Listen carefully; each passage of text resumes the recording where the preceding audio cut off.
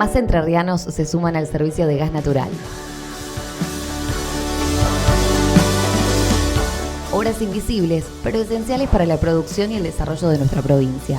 Con recursos propios, trabajamos en la ampliación de redes, gasoductos e infraestructura de gas natural en más de 60 ciudades.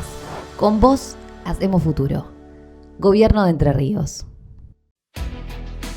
Muy buenas noches, bienvenidos a Territorio Político. Esta vez vamos a estar haciendo una dinámica distinta. Hoy vamos a tratar de armar un conversatorio, una mesa de debate con referentes del ámbito educativo. Acá estoy con Noelia Sánchez, que es docente en didáctica generada a nivel superior, también trabaja a nivel secundario como asesora pedagógica, y ella desde el inicio va a estar acompañándonos para poder abordar esta problemática que hoy en día sigue siendo un grave problema, a pesar de que tendría que ser una gran solución. Porque dentro de la educación es donde uno deposita el futuro del país, el futuro de nuestra sociedad. La unión civilizatoria, la ponemos ahí, todas las expectativas acerca del futuro, y nos encontramos con tantas cuestiones que nos complican y que hacen difícil no solo el aprender, sino también la labor docente y lograr que las instituciones funcionen como corresponde. Gracias, Noelia, por estar acá presente. Gracias por invitarme. Voy a arrancar con algo que dijo el general San Martín en su momento, en una anécdota con Pueyrredón. San Martín dijo: lo que voy a hacer es imposible, como usted dice, Pueyrredón, pero es imprescindible. Y acá estamos justamente por algo que es imprescindible. Tenemos que tratar de pensar, repensar y ver cómo transformar la educación, que hoy en día está en plena transformación, pero ¿qué clase de transformación es la que está atravesando? ¿Hacia dónde va ese camino? Que a nivel hipótesis inicial voy a decir yo que considero que está un poco en declive. Noelia, ¿cuál es la función escolar hoy? ¿Qué es lo que está formando la escuela en los chicos y aquellos que están saliendo? ¿Qué es lo que están logrando obtener? Bien. Bueno, interesante pregunta para abrir este intercambio de miradas, ¿no? Si uno se sitúa en el marco normativo, la ley 26.206, uno ahí puede encontrar principios orientadores acerca de qué proyecto educativo tenemos a nivel del país y qué es lo que perseguimos con las acciones educativas quienes estamos y somos agentes, ¿no? De la educación. Y ahí uno encuentra grandes ideales que buscan, ¿no? La formación integral de los sujetos, el poder acompañar procesos formativos que ayuden a los sujetos a desarrollar las capacidades para ir forjando un proyecto de vida que les habilite, ¿no? La posibilidad de una inserción social y laboral, bueno, desde unas competencias que hoy la sociedad está requiriendo y que nos invitan a plantearnos que por las transformaciones culturales propias de esta época, lo que en algún momento fue la finalidad de la escuela y la insistencia o donde se puso el acento a nivel de cómo pensar la enseñanza y los aprendizajes, bueno, son cuestiones que hoy tendrían que replantearse a la luz de estos nuevos saberes y competencias que la sociedad está exigiendo, fuertemente atravesado por el tema de lo tecnológico, ¿sí? Cuando uno piensa ahí cómo hoy el sujeto se relaciona con el conocimiento y la información, aparecen formatos que son propios de la inmediatez. Y estos grandes principios o ideales que tiene la educación y que están enmarcados en la ley, ¿no? Bueno, representan, uno puede irse después al terreno de las escuelas y de las prácticas docentes, el gran desafío de cómo materializar, ¿no? Esa letra escrita que suena interesante, que suena desafiante, con la cual creo yo que ningún docente educador que ha elegido dedicarse a esto va a ponerse en discusión y de pensar que no va por ahí, ¿no? Todo lo contrario, creo que nos comprometemos cuando elegimos esta tarea, pero el punto es cómo lo llevamos a cabo, cómo lo materializamos, con un formato escolar propio de otra época y pensado en otro tiempo, ¿no? Allá por la segunda mitad del siglo XIX, un dispositivo escolar bastante rígido en su estructura, ¿no? Que hoy, como vos decías, hablabas de la transformación, está siendo puesto en tensión y está requiriendo una transformación. Y el punto es el sentido, ¿no? ¿Por dónde pasa el sentido? Es la pregunta para la cual, bueno, quizás hoy en este conversatorio encontremos algunas puntas que nos ayuden a pensar la respuesta. Porque la escuela hoy por hoy, ¿no? Sigue siendo una institución que organiza socialmente la vida en sociedad, que contiene, ¿sí?, a los alumnos que acceden a ella, y que en ese momento en que ellos acceden, sigue representando en algún punto ese tiempo y espacio diferente a lo que el chico encuentra, niño, ¿no?, adolescente y joven, encuentra en la vida cotidiana por fuera de la escuela. Es un tiempo y un espacio diferente que ayuda a que los sujetos se enfoquen en un objeto de aprendizaje, ¿no? O sea que en este punto yo digo, bueno, es un sentido que sigue teniendo vigencia el pensar que nos reunimos todos en esta comunidad educativa que representa la escuela a enfocarnos en un objeto de aprendizaje y a aprender, ¿no?, desde la interacción que en la escuela se propicia, a desenvolvernos socialmente, porque en definitiva creo que pasa por ahí. Ahora, cuando planteamos esto, yo...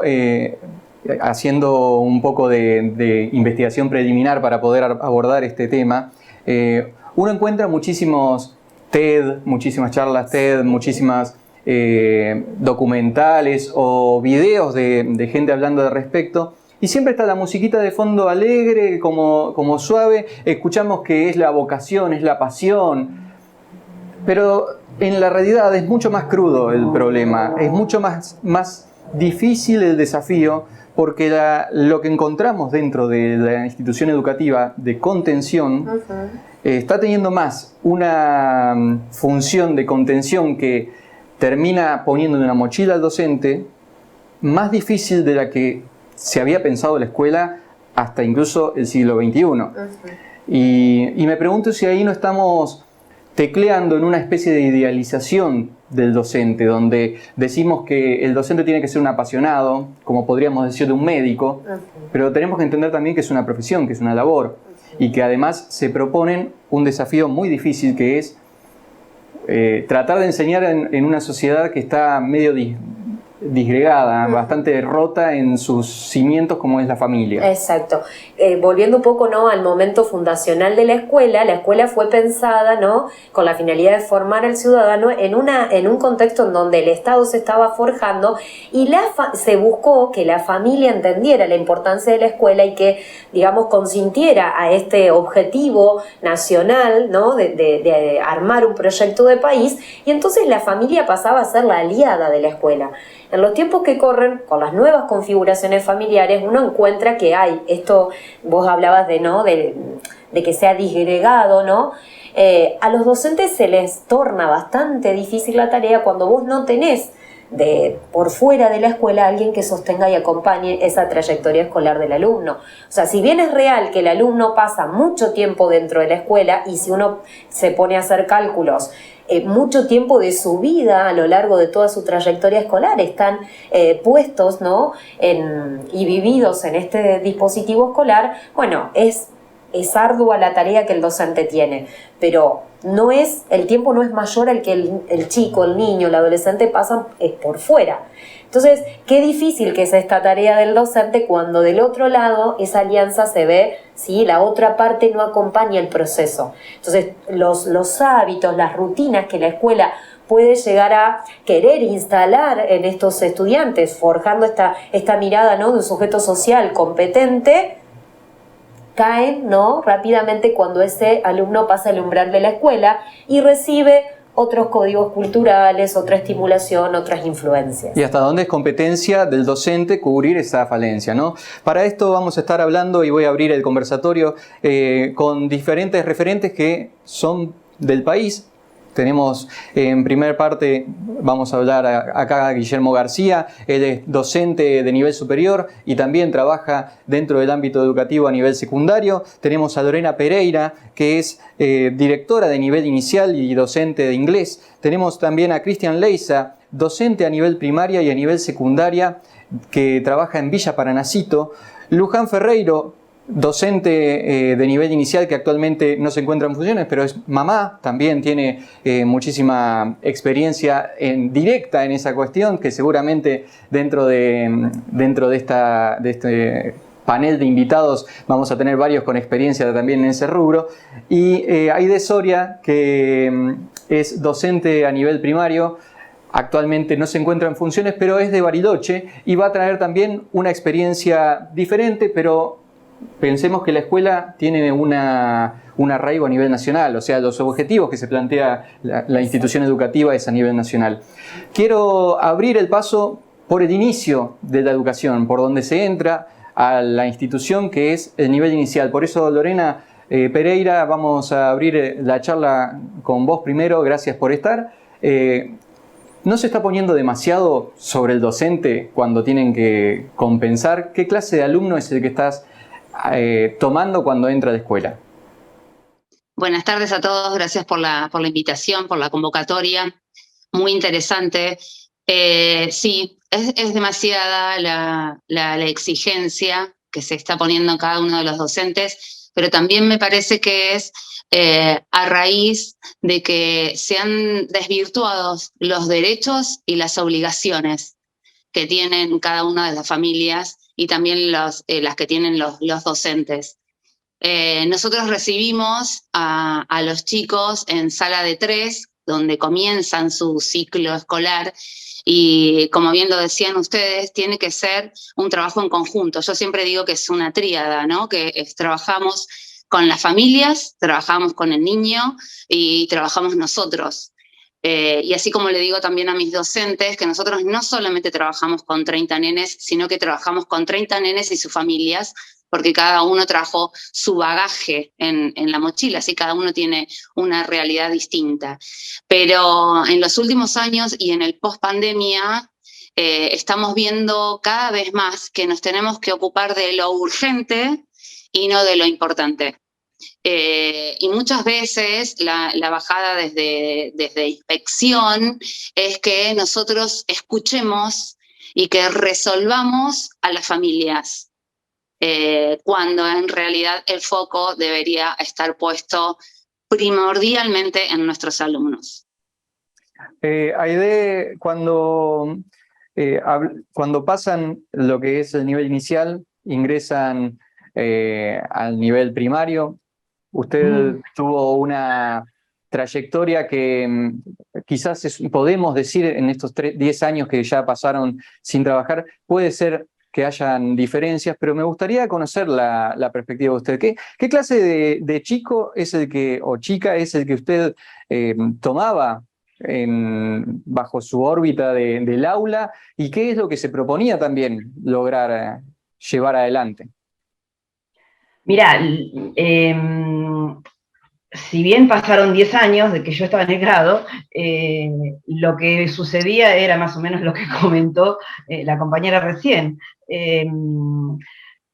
Tenés una impronta con problemáticas familiares muy importante que atraviesan la cotidianeidad de la escuela, que interfieren, si se quiere, en lo que es la educación, lo que uno trata de hacer. Tenés que sortear un montón de dificultades para poder lograr tu objetivo, que es, te dan un currículum que dice, bueno, esto es lo que tenés que desarrollar, pero más allá de eso,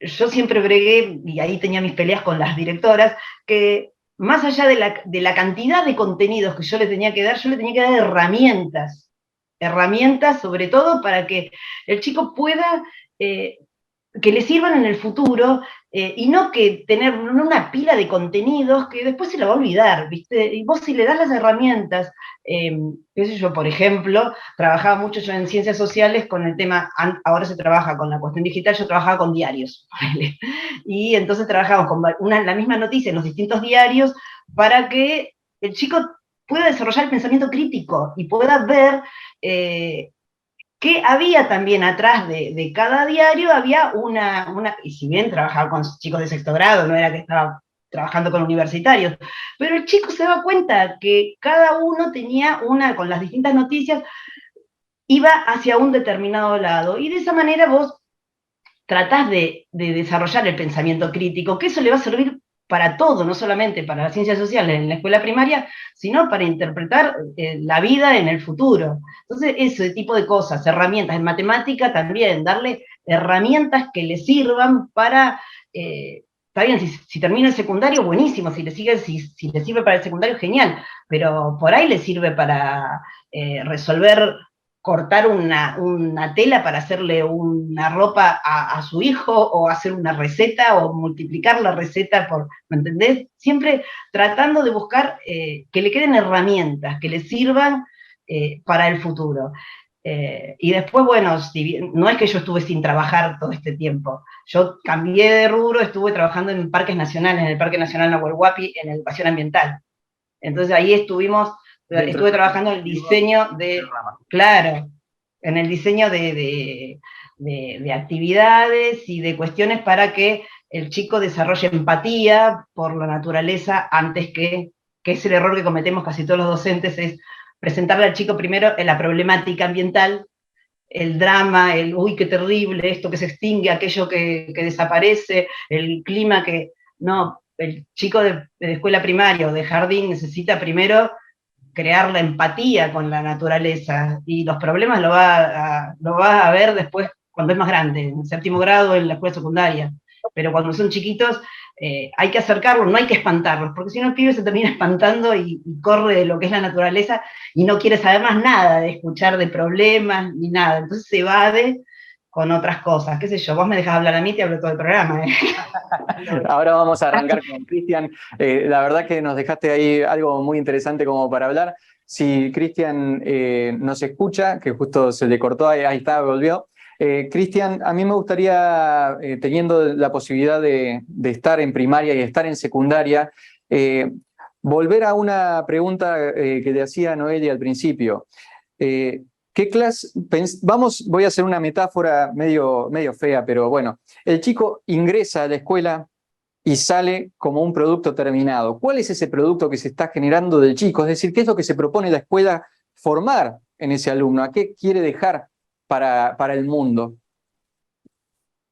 Bueno, es una pregunta bastante amplia, bastante difícil de pero sobre todo lo que se busca es preparar a las personas para la vida en los aspectos más generales. Lo que sucede por ahí un poco con la escuela, de expectativas puestas de la sociedad en la escuela, en los docentes, como por ahí no, o de la sociedad, y por ahí hay a otras personas que no se le por ahí exige de la misma manera que a los docentes o a la escuela.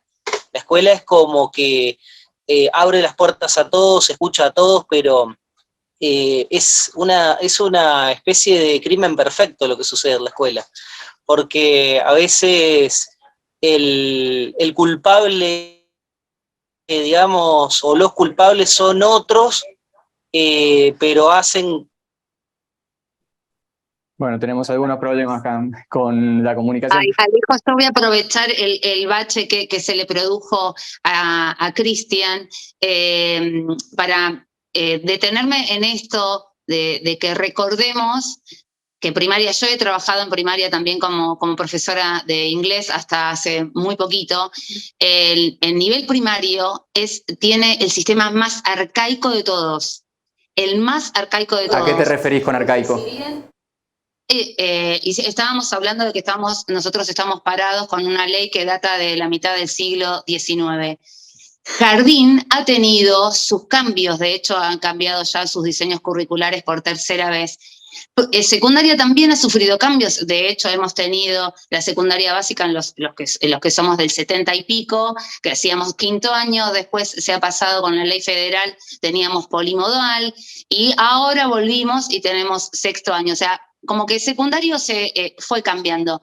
Primaria se mantuvo exactamente igual desde hace 2 siglos atrás.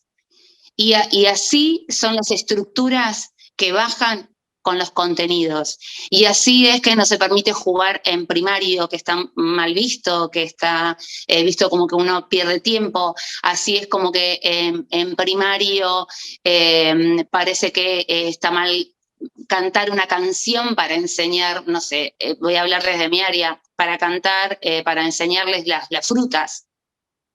porque todo tiene que estar copiado desde un pizarrón y volcado en un cuaderno para que el papá pueda ver que algo hizo. Y si no hay nada copiado en el cuaderno, es porque hoy no hicieron nada. Bueno, ya le vamos a dejar el tiempo para que Cristian responda a lo que mencionaba Lorena, pero no quiero dejar pasar también la participación de Guillermo y de Luján. Vamos primero con Guillermo, que estaría justo en lo que sería la continuación de esta idea de qué es lo que se propone que el estudiante termine quedándose cuando sale de la escuela. Hoy en día podemos pensar que sale de la escuela y ni siquiera sabe cocinar. Es decir, lo útil de la escuela, ¿dónde está, Guillermo? Bien, yo quisiera, si me permitís, dar medio pasito para atrás y poner algunas contextualizaciones que son imprescindibles a la hora de pensar lo que está sucediendo hoy en las escuelas argentinas. Me parece que ahí cuando Noelia planteaba el marco normativo que marca una serie de ideales a seguir, de objetivos a seguir por la educación, pero claramente son esos, son ideales. Pero nuestra realidad está atravesada por una Argentina donde el 60% de los menores de 14 años son pobres. Y nuestras escuelas están completamente excedidas por las problemáticas sociales que traen la gurizada que va a nuestras escuelas. De hecho, en esta conversación tenemos gente de Bariloche, a Cristian de las Islas, que por ahí nos puede arrimar una experiencia riquísima. ¿En qué marco? En el marco de docentes pobres, empobrecidos en todo sentido, empobrecidos desde lo económico, empobrecidos desde lo simbólico, y cuando hablamos de el chico, acá tenemos que hacer distinciones, porque nuestra sociedad argentina está muy fragmentada, y la escuela estructuralmente está preparada para contener a los niños que tienen, de algún modo, una familia que los contiene desde atrás y que los respalda. Pero esto lo hemos conversado en algún otro programa, pero yo lo afirmo, y aparte sería por ahí una cuestión más larga de fundamentar, pero la pobreza en la República Argentina está asegurada en el sistema educativo, que claramente tiene un divorcio entre lo que sucede en el marco de esta sociedad empobrecida en todos los aspectos, que tiene una escuela que, como bien decía la compañera, responde a otros esquemas estructurales y conceptuales, con docentes empobrecidos en todo sentido, que quedan y excedidos en la función que hoy tiene la escuela. Y digo que la pobreza está sostenida por la educación, porque claramente para nuestros niños, sobre todo para los más pobres, cuya única posibilidad para muchos de ellos de salir y de otear algo distinto de la pobreza está en la escuela, en ese aspecto la escuela los estafa, porque nos deja afuera de las competencias centrales, de las herramientas más básicas para poder abordar el mundo del trabajo y un montón de otras habilidades que le permitan hacerse cargo de sí mismo, del conjunto, de todo lo demás. Varias Esto veces que nos estoy hemos diciendo, reído en clases, charlando con otros colegas, estudiantes o docentes, diciendo, salís de la escuela y no sabés hacer una factura. O sea, tal hasta lo cual. más básico para el trabajo no lo sabés hacer. Luján, antes de la parte de Cristian para que pueda responder, porque no me olvido todavía, quiero que también hagas tu aporte al respecto de esto. ¿Cómo ves este problema social Mira, que la escuela es como que viene a tratar de contener por todos sí. lados? Mira, yo en mi periodo laboral docente tuve la suerte de tener familias que la verdad que acompañaban bastante. Lo que se ve hoy en día es terrible.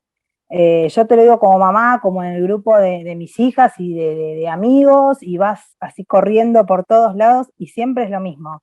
El tema contenidos, es verdad, uno a veces dice, bueno, no, el contenido no es lo importante, pero sí, el contenido es importante, es re importante. Estamos formando chicos que salen con contenidos, ya los tuvimos en pandemia, elementales, esenciales, y seguimos con lo mismo. Tenés inspectores que dan orden a los docentes de que, por ejemplo, en 6º grado está prohibido enseñar raíz y potencia. Chicos que no traen tareas a casa, y te hablo de colegios estatales, colegios privados, es terrible. Familias que vos les decís, suponete, no sé, hay tarea y se enojan porque es el colegio en donde hay que hacer la actividad. O sea, desde el lado de mamá, lo que veo, no, la verdad que no me gusta ni un poco.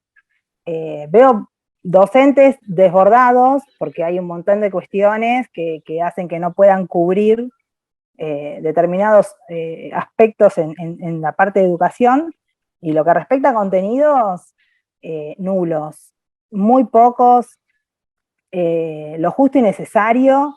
Mi hija, por ejemplo, termina el primario, pasa a un secundario, y la verdad que no tiene herramientas, los contenidos se los estoy dando yo, porque no tienen una bajada que vos digas, bueno, hay una línea, o no son más evaluados, no se los puede evaluar a los chicos, porque no sé, Sí, sí.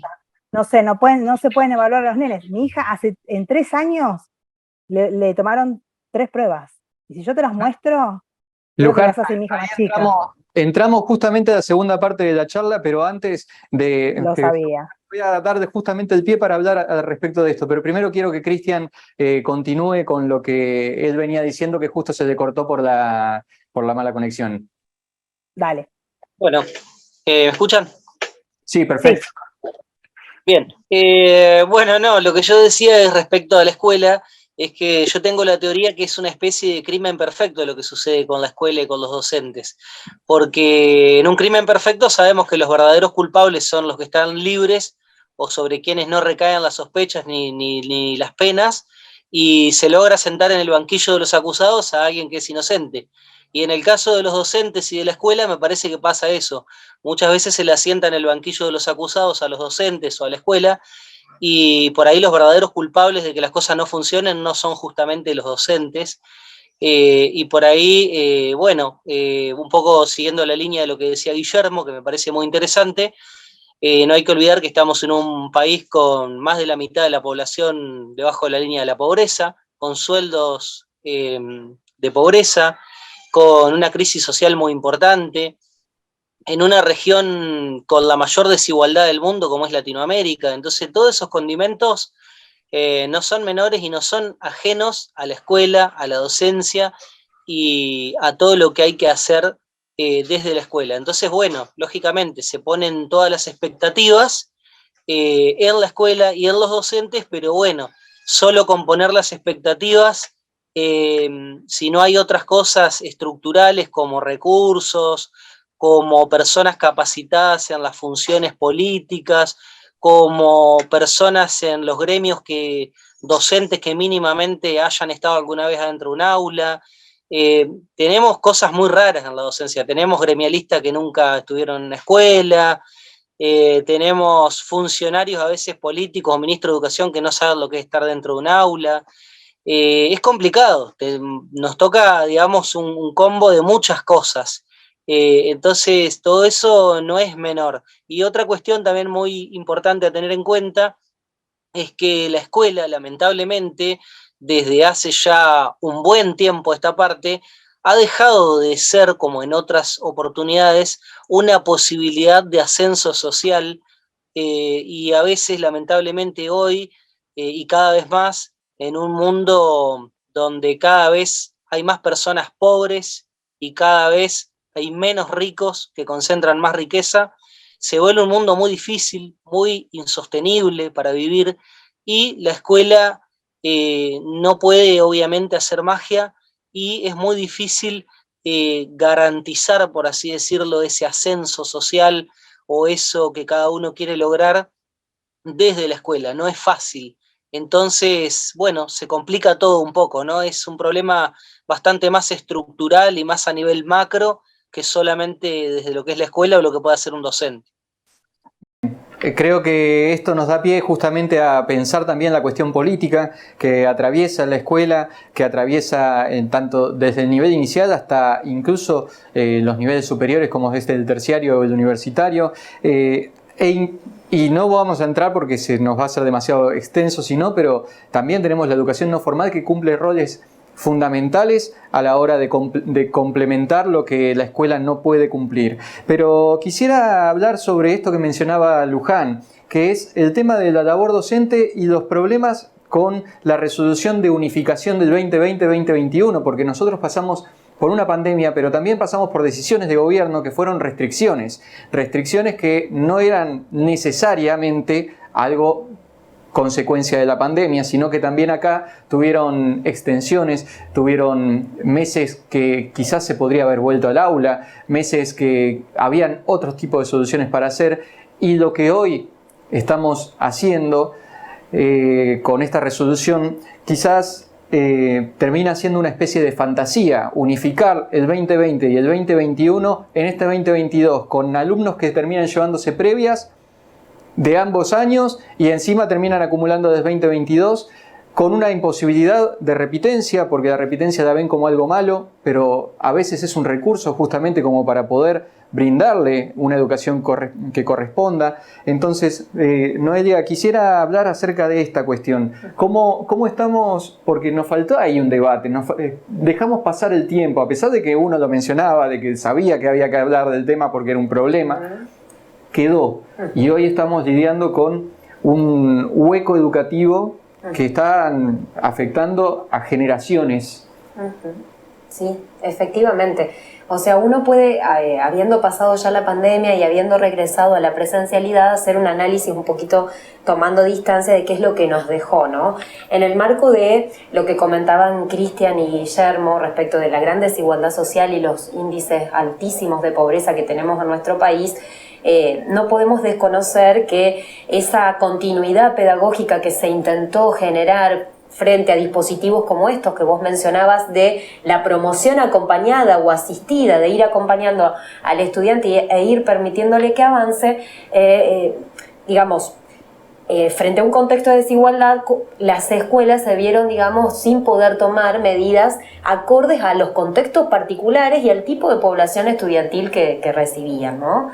El hecho de la promoción acompañada, que es la figura que en secundario se instauró con la pandemia, porque en primaria ya se venía abordando este mecanismo, realmente ha dejado serios problemas y es complejo frente a la estructura escolar que tenemos y a los recursos humanos con los que contamos poder hacer ese real acompañamiento y esa real tutoría que se requiere frente a un proceso de aprendizaje, ¿sí?, que quedó trunco o quedó interrumpido, y que, bueno, de nuevo volvemos un poco al inicio de la charla cuando decíamos la importancia de la familia acompañando ese proceso de aprendizaje, que parte del supuesto de generar en los alumnos cierta autonomía o cierta autogestión en su proceso, pero si no está el ambiente asegurado, si no están los medios, los recursos materiales y culturales para que lo sostengan, estos procesos no tienen lugar. Y a los docentes, conozco la realidad de secundario, que es donde trabajo, se les torna realmente dificultoso, a la sobrecarga que ya tienen propia de este 2022, hacer los procesos de acompañamiento de estos alumnos que han ido quedando con este cúmulo de materias que, bueno, en algún momento tiene que poder tener un cierre, ¿no? Favorable, en cuanto a los aprendizajes que puedan llegar a consolidar bajo ese dispositivo, ¿no? Angustia y ansiedad es lo que caracteriza quizás al ámbito escolar, tanto en los docentes como en los alumnos. La profundización de la pobreza, la profundización de los problemas que están de base y que la escuela termina tratando de compensar, pero encima se le ponen y se le achacan como la culpa es tuya al docente, porque si no lo lográs solucionar, si no lográs hacer que el chico aprenda, no puede repetir, vos sos el que tenés el problema. Aide, ¿qué podrías aportar al respecto? En aquel entonces, cuando dabas clases en la escuela, todavía existía el viejo régimen, pero nos puede servir incluso como un contraste. Mira, acá en Río Negro me parece que la cosa es diferente en algunos puntos, por lo que estoy viendo ahí. En lo que coincidimos ya hace 10 años, a los chicos, yo estuve en el principio de este problema que el chico no podía repetir en la primaria. Entonces vos tenías que tener un acuerdo con los padres para que el chico repita, y así todo. Me tocó el último año que estuve, un 7º grado, que realmente los chicos tenían cuando entré, tenían contenido de cuarto, ni siquiera te diría. Y te imaginas que en el transcurso del año yo no podía hacer un milagro con mis compañeras de áreas de lograr que el chico esté en condiciones para entrar a un secundario. Entonces hubo un grupo de chicos que con unos hicimos casi milagros, pero con 10, 12 chicos era imposible, los chicos no llegaban ni siquiera a un nivel de 5º grado. Y bueno, los padres acompañaron esta decisión, y vino la supervisora y dijo, de ninguna manera, los chicos pasan todos y son todos chicos frustrados que nunca pudieron ni siquiera llegar al primer bimestre del secundario, porque abandonaron antes, porque eran chicos que no tenían absolutamente ninguna herramienta. Entonces, esta cuestión evidentemente nos pasa a nosotros acá lejos, allá les pasa lo mismo, y sí, con respecto a las comunidades empobrecidas, el mismo. Nosotros, bueno, yo trabajé en escuela siempre lo que se llama el Alto de Bariloche, no sé si, bueno, los que lo conocen saben que es la parte más pobre, siempre trabajé allá. Nunca trabajé en las escuelas donde se educó la ministra de Educación porteña, por ejemplo. Siempre trabajé en escuelas con chicos carenciados. Siempre me gustó la cosa difícil, más que nada. Y sí, tenés que atravesar situaciones de solucionar cosas, problemas sociales graves, serios, pero... Interesante que incluso, Aidea, usted está diciendo que tuvieron el aval de los padres, es decir, los padres acompañaron. Totalmente. Los padres muchas veces uno lo tiene en lo cotidiano como que están enfrentados a los docentes hoy en día. En este caso, cuando hicimos el diagnóstico del grupo, y era tan tremendo la escasez de contenidos que tenían los chicos y de herramientas, pero no solo contenidos, como digo yo, sino sino herramientas para poder acceder a los contenidos más adelante. No las tenían, era imposible. Y los padres estaban de acuerdo. Lo veían así, se lo hicimos ver y estaban de acuerdo. Hicimos un acta, firmaron los padres, y así todo, la supervisora en el último momento del año dijo, no, estos chicos no se pueden. Es por algo así, yo interpreté que era como un estándar que ellas manejaban, que no podía ver determinada repitencia en sus escuelas porque a ellas les bajaban no sé qué estándar, no me preguntes qué, pero me pareció terrible, lamentable. Me peleé, tengo la perra acá adentro y está haciendo lío. No pasa nada, no pasa nada. Me peleé, me discutí, pero no hubo caso. La estadística importa más que el resultado. Totalmente. La estadística importaba más que un chico que se vaya a frustrar dentro de un año, porque era lo que el producto era que un pibe iba a quedar frustrado, no iba a poder seguir un secundario, y se iba a quedar absolutamente sin herramientas para el futuro, para conseguir un trabajo. Era tremendo lo que le estamos planteando a la supervisora, que si el chico permanecía, le íbamos a dar más herramientas para no tener ese fracaso terrible que nosotros sabíamos que iba a tener, pero no les importó. Luján.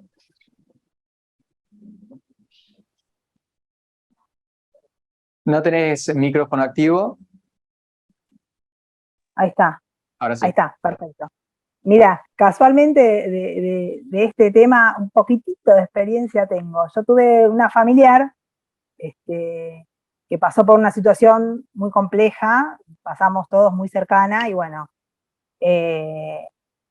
dada esa situación, ella en el cole la verdad que no iba bien, el cole tampoco, tenía demasiada exigencia, cuestión que cuando fuimos a hablar al colegio, porque la nena no podía pasar de grado, no había forma, no tenía contenido, pero cero. Y la nena lo aceptaba y se daba cuenta de que sí, que era así. Y fuimos a hablar al colegio y el colegio nos dijo exactamente esto que acaba de decir ella, que no, que bueno, que vamos a ver, qué sé yo. Digo, bueno, digo, si vos me das el listado de contenidos o lo que ella básica, lo básico que tiene que tener para pasar de grado, no lo tiene. Y el tema es este, no tienen cómo justificar que la criatura no puede pasar de grado, porque si a vos te va a venir la inspectora a decir, bueno, vos como docente, ¿qué hiciste para que la nena o el nene no sé, pueda pasar de grado? Entonces vos tenés que tener todo un justificativo, donde, bueno, yo acá le puse una tarea extra, yo acá le tomé aparte tal cosa. Como todo ese bagaje no estaba, se los deja pasar. Y así fue que pasó. Pero después el golpe vino más adelante. Atado a esto, no lo vamos a poner porque se va a extender mucho la temática, pero vamos a concentrarnos en esto. Pero atado a esto está la cuestión de las expulsiones, que hoy en día no podés expulsar porque tenés... No existe. No podés ni siquiera sancionar. No se puede ante... no sé, cualquier cosa. El tema de la expulsión está mal planteado porque expulsar lo toman como que la escuela abandona al chico. Pero cuando uno como institución no tiene respuestas para contener a ese chico, la expulsión es el recurso para que vaya a otra escuela que esté en condiciones de recibirlo institucionalmente y contenerlo como corresponde. Si vos quitas la expulsión, estás condenando a la escuela a la no solución de ese problema. Por eso lo ataba quizás a esta problemática de la cuestión de la no repitencia, que en realidad estás como pateando para adelante el problema, le cae todo a la bola al siguiente docente. Igual, discúlpame que te interrumpo un cachitito, Alejo. Sí. Obviamente, yo no culpo a los docentes, y muy lejos de eso estoy, y estuve del lado docente. Sí, a veces lo que veo es como, como que no se ponen las pilas cuando viene un inspector y te dice, esto no, y el docente baja la cabeza y es no. Esto no, ¿por qué no se unen y dicen sí? Esto sí, ¿por qué vamos a dejar de que los chicos no repitan? Pónganse las pilas y vayan juntos, la sociedad los va a acompañar. Yo veo que se juntan cuando hay un problema económico, entonces ahí hacen paro, cortan las calles y demás. No es así. Yo les puedo asegurar que la sociedad entera, el día que frenen y digan, miren, están tocando la educación de sus hijos, de nuestros hijos, están sacando contenidos, no los están haciendo repetir, pero no porque uno quiera que repitan, no los están evaluando, no los están formando, han quitado todo, han quitado las salidas de estudio, han quitado los mapas conceptuales, los chicos no saben hacer una redacción, no interpretan textos. Me encanta la tecnología, pero no la saben usar. Lo único que usan de la tecnología es jugar a Roblox y juegos que son totalmente peligrosos, y con los celulares es terrible lo que pasa con los celulares. Entonces, cuando a vos te dicen, no, bueno, pero hay que saber usar el elemento tecnológico, porque yo con la vida me puedo escribir, pero también puedo matar.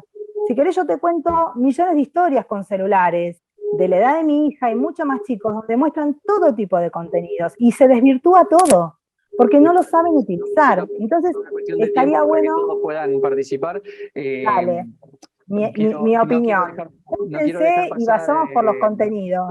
Lo que dijo Aide, quería mencionar algo al respecto. Sí, ella decía que había que enfrentar. Mirá, nosotros nos súper enfrentamos, tuvimos todo un lío terrible en la escuela y no hubo caso. La bajada, porque es la bajada, no es solamente de la supervisora. Claro, pero queda en la escuela. No, hagámoslo grande, como hacemos otras cosas grandes cuando tocan algo y salimos. Pero todos, no pasaba nada. Con esto también. Claro, pero permitimos que los contenidos se caigan. Permitimos que nuestros hijos salgan sin conocimiento. Pero es más allá de los contenidos, Yo no soy defensora de...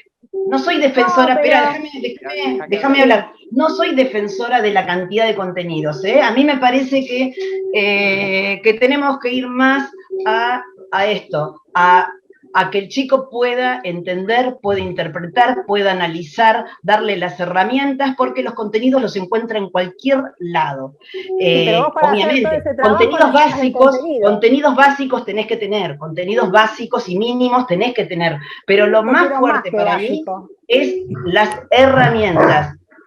Vos si no tenés herramientas para, Sandía, se me pelea la perra con la gata. Me apoya el perrito. No, si vos no tenés, si el chico no tiene, te pasa esto, que cae en esto de los jueguitos en el celular, que lo engañan por el celular, que entra en cualquier grupo porque le lavan la cabeza. Bueno, eso es porque el pibe no aprendió a discernir, a interpretar un texto, a darse cuenta que le están mintiendo, bueno, y eso es mucho laburo de la maestra, ¿eh? Ahí tenés un laburo terrible para hacer, pero bueno, para ahí te tiene que estar avalando la directora, la supervisora, y no quieren eso, ¿eh? No les gusta el pensamiento crítico. No. De arriba no avalan el pensamiento crítico. Fíjate que hay una línea muy importante en la política, que si vos hablas del pensamiento crítico, te dicen que sos un, no sé, un subversivo, y para mí es lo fundamental que le tiene que dar la escuela, aparte de contenidos, pensamiento crítico, tratar de que el pibe tenga pensamiento crítico. Voy a abrir el paso de charla para que Guillermo haga su aporte. Guillermo. A mí me parece que hay un par de cuestiones para ampliar en el debate que es riquísimo, y las distintas perspectivas me parece que también le dan una riqueza importante al análisis. Pero nosotros en estos años de pandemia hemos tenido un desgranamiento fenomenal de la matrícula escolar, y esto hay que verlo también.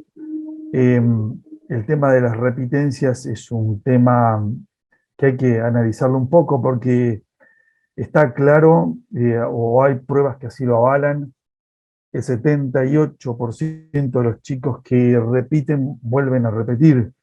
Es decir, de modo que habría, y creo que la experiencia por ahí, Noelia, que está muy metida en el secundario, los chicos que repiten, no sé si la solución es la repitencia. Francamente, yo hace muchísimos años que laboro en el secundario, me parece que habría que buscar otro tipo de mecanismos, más tutoría, más acompañamientos durante el año. Hay un montón de otras cuestiones que hay que sumarle. Y respecto de los contenidos, tengamos en cuenta, yo no soy devoto de las pruebas a aprender, pero son una referencia estable, por lo menos en los últimos 20 años. Hemos venido retrocediendo ferozmente desde la década del 90 hasta la fecha. Y hoy nosotros tenemos el 70% de los pibes que termina el secundario que no comprende lo que lee. Y este es un dato lapidario.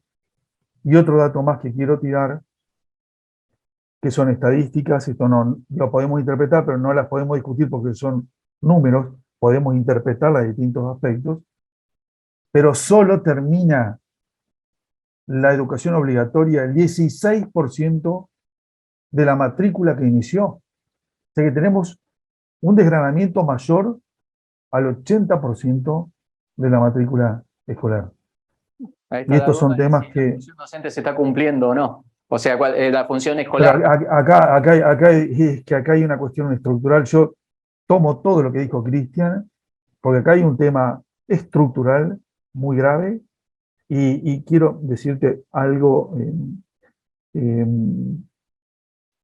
también para cerrar esta idea. Es decir, cuando hay elecciones, los políticos lloran y se revuelcan por la educación y el futuro de nuestros hijos. Pero cuando nosotros hemos hecho convocatorias reales por cierre de instituciones educativas, por cuestiones que tienen que ver directamente con el futuro de nuestros hijos, no hay respuesta a la sociedad.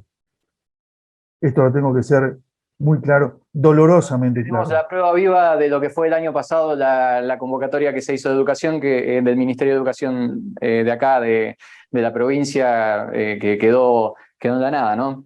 Quedó en la nada, pero yo digo, perdón, ¿no? Sí. Lo digo dolorosamente, porque el tema educativo claramente está desbordado no está tomado por la sociedad como un problema todavía, no lo vemos como un problema Los social. resultados que llegan muy tarde define. como para darse cuenta ahora. Es un gran problema. Lorena, vamos con tu aporte. Sí, yo voy a tomar lo último que estábamos diciendo. Imagínense en el nivel inicial que no acredita saberes, ¿no? Nosotros no tenemos, así como en primaria o en secundaria, un boletín donde volcar. Entonces, ahí es donde los padres piensan que jardín no es importante. Y nosotros, pero ni siquiera desde nuestro nivel ni desde inspección le dan la importancia que requiere el nivel inicial. Y todo esto se va trasladando a primaria luego, ¿no? Es lo que yo hablaba de que el nivel se mantiene inalterable desde hace muchísimo tiempo, pero muchísimo tiempo. Entonces solamente nos vamos a detener en el número. Y ahí podemos ver los fracasos. Nosotros ya desde hace un tiempo en el colegio donde yo trabajo tiene los 3 niveles. Y desde hace un tiempo, tal vez la gente que trabaja en primaria me podrá ayudar, que primero y segundo grado es un bloque. No sé desde hace cuándo, Cristian me asiente con la cabeza, no me acuerdo desde hace cuánto tiempo ahora. No me acuerdo si es desde la ley federal o desde antes. Sí, de la ley federal más o menos se toma como una unidad pedagógica, primero y segundo grado.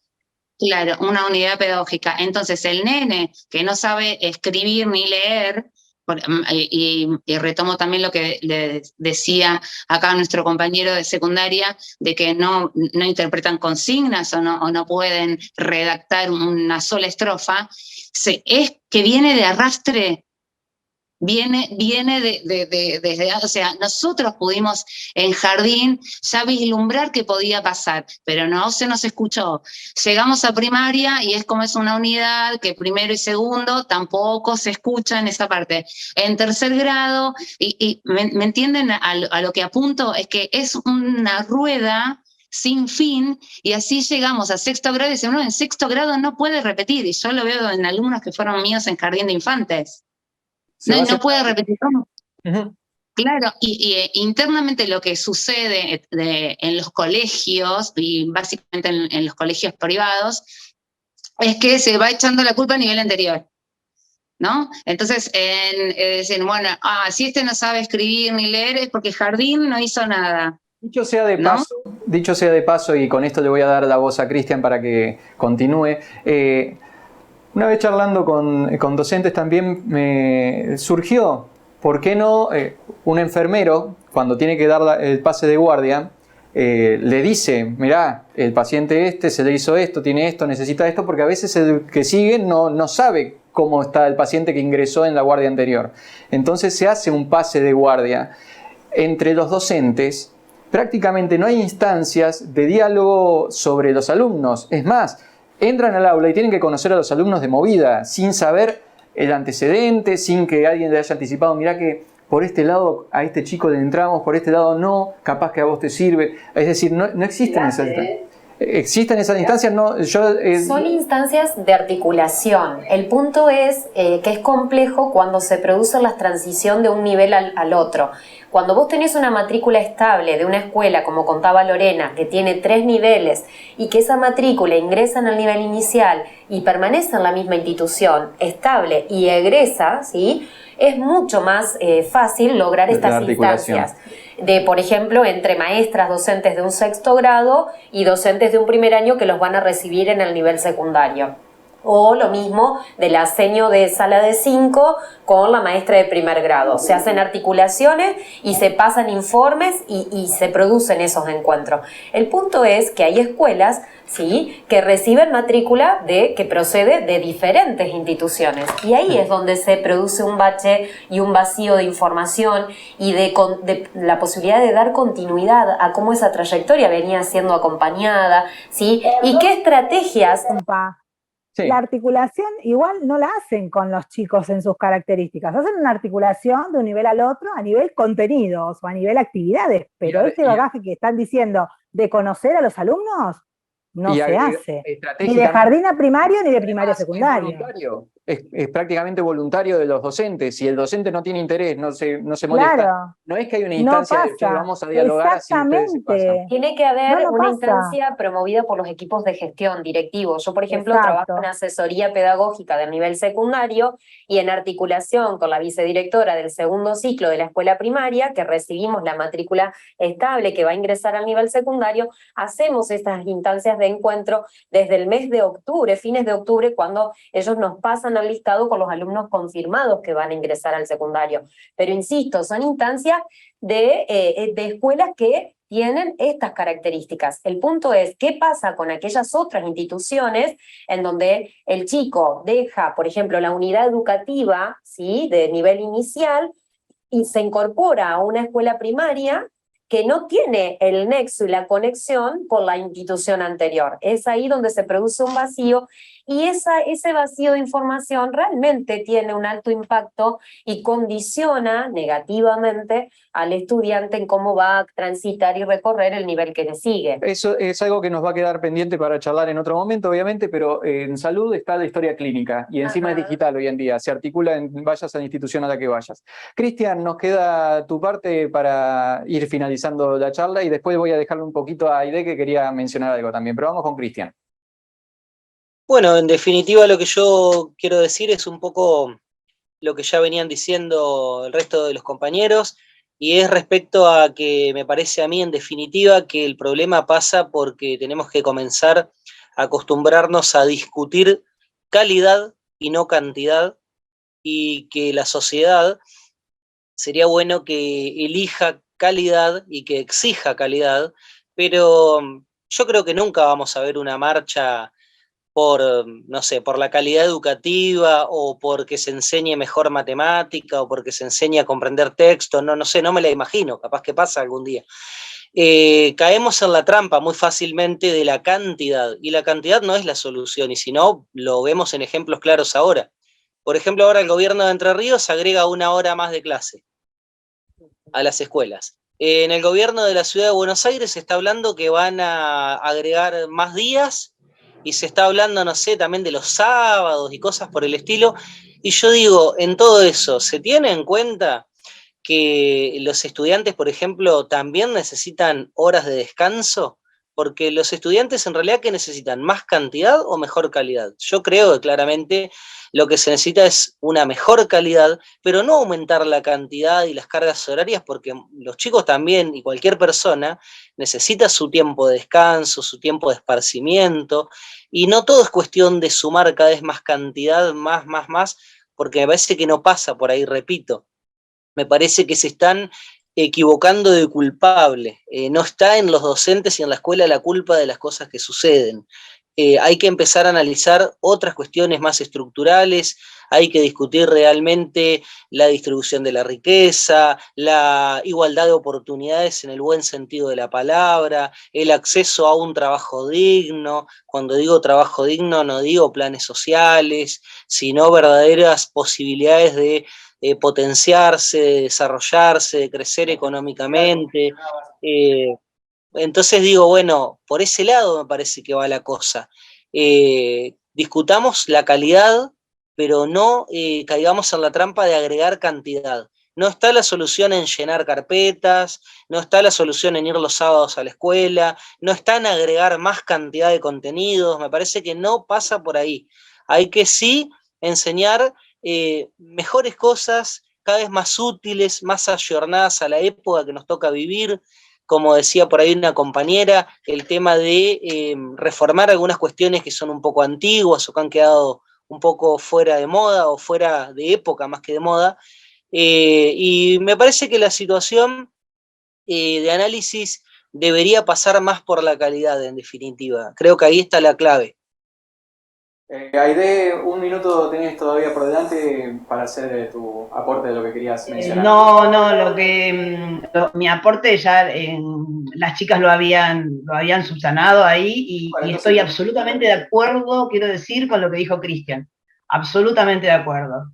El tema no es la cantidad, sino apuntar a la calidad y a reformar esto de este sistema educativo que tenemos, pero vetusto, que hay que ayornarlo a los tiempos que corren, y no me refiero a meter más tecnología, más computadora, no se trata de eso, no se trata de meter más tecnología. Le vamos a robar a Cristian la idea del crimen perfecto. Me parece que lo de Cristian fue redondito, así que adhiero, sí. Bien, para cerrar quiero agradecerles a todos y cada uno de ustedes, Lorena Pereira, a Guillermo García, a Cristian Leiza, a Luján Ferreiro, a Aide Soria y a Noelia Sánchez, que está acá conmigo, por haberse sumado. Hoy estuvimos haciendo nuestro pequeño aporte. Yo he visto, la verdad, buscando muy pocos debates de esta manera, discusiones, charlas que sean públicas, que uno pueda escucharlo como sociedad también. Entonces hoy queremos hacer este pequeño aporte, un granito de arena hacia esa transformación educativa que pretendemos todos, que queremos porque es por nuestros hijos, por el futuro de Argentina, por el futuro del mundo. Es la educación, estamos hablando de algo que es clave. Y algo muy importante que quedará para filosofía, justamente ahí Guillermo, profesor de filosofía, la transformación de la educación, que hoy te hablan acerca de la inclusión y la posmodernidad y las aulas heterogéneas. La transformación de la educación se está haciendo sobre los cimientos de una escuela moderna, es decir, de una escuela que, como bien decía ella, está hecha en el siglo XIX, quizás hasta pensada en el siglo XVIII. Entonces, cuando nos encontramos con estos parches que se terminan haciendo dentro del ámbito educativo, diciendo que son transformaciones, termina pasando esto, que casi parece un grupo de autoayuda donde no sabemos para dónde salir corriendo, pero cuando hablamos entre todos encontramos que hay muchas más coincidencias de las que pensábamos antes de arrancar la conversación. Gracias a cada uno por haber hecho este aporte. Muchas gracias. Un placer el debate. Noelia, muchísimas gracias por haber estado. Gracias a vos por la invitación, un placer encontrarnos con colegas y coincidir en que a todos nos preocupa lo mismo, ¿no? Nos vemos en una semana nada más y seguiremos debatiendo y charlando sobre las problemáticas de nuestro país, de nuestra provincia y obviamente las cuestiones sociales.